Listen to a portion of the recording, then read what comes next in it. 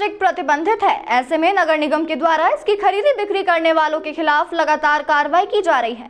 ऐसे में आज बड़ी संख्या में व्यापारी निगम के अपर आयुक्त से मिलने पहुंचे और उन्हें आश्वस्त किया है कि जल्द से जल्द उनके पास मौजूद स्टॉक को वो खत्म कर देंगे और पर्यावरण के संरक्षण में अपना योगदान देंगे।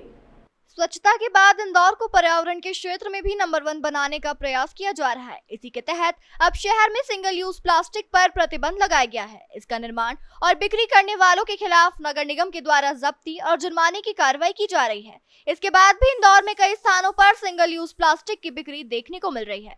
इसमें अधिकांश जगह 50 माइक्रोन से कम का उपयोग किया जा रहा है, जो पूरी तरह से प्रतिबंधित है। खास बात यह है कि इसमें दूध की थैली भी शामिल है। निगम की कार्रवाई के खिलाफ आज मार्केट एसोसिएशन के लोग नगर निगम के अपर आयुक्त अभिलाष मिश्रा से मिलने पहुंचे।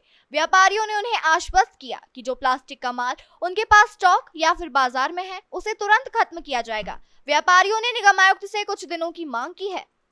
देखें, इंदौर में और पूरे स्टेट में सिंगल यूज़ प्लास्टिक जो कि 50 माइक्रोन से कम है वो बैंड है। बट ये आमतौर पे मार्केट में देखने में आ रहा है कि दूध की थैली और अन्य पैकेजिंग मटेरियल इस तरीके के मार्केट में दिखने के आ रहे हैं।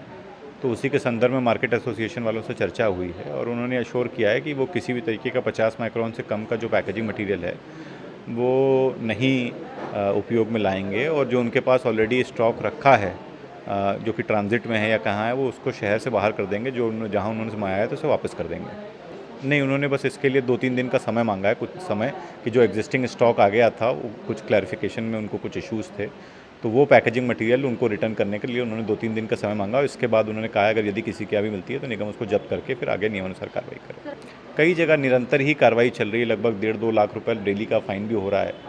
अधिकांश फ़ाइन प्लास्टिक पे हो रहा है। दुकानों पे, कमर्शियल स्थानों पर, फूड जॉइंट्स पर, चाय के ठेलों पे, चाय के कॉर्नर्स पे, जहाँ कहीं भी इस प्रतिबंधित प्लास्टिक मिलेगी या डिस्पोजल का उपयोग होगा वहाँ कार्रवाई होगी। क्योंकि इंदौर स्वच्छता में देश का मॉडल रहा है, तो हम उसमें भी ये स्टेप हम सभी लोग कमर्शियल एस्टैब्लिशमेंट्स के साथ ही मिलकर दिखाएंगे और इंदौर वासी मिलकर दिखाएंगे कि हम प्लास्टिक मुक्त और ये डिस्पोजल मुक्त अपने इंदौर को करके दिखाएंगे।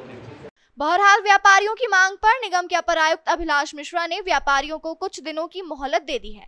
साथ ही ये भी चेतावनी दी कि अगर समय पर सिंगल यूज प्लास्टिक का निर्माण और इसकी बिक्री नहीं रोकी गई तो जुर्माने के साथ ही दुकान सील करने की कार्रवाई भी की जाएगी। इंदौर से राजीव टाइम्स की रिपोर्ट।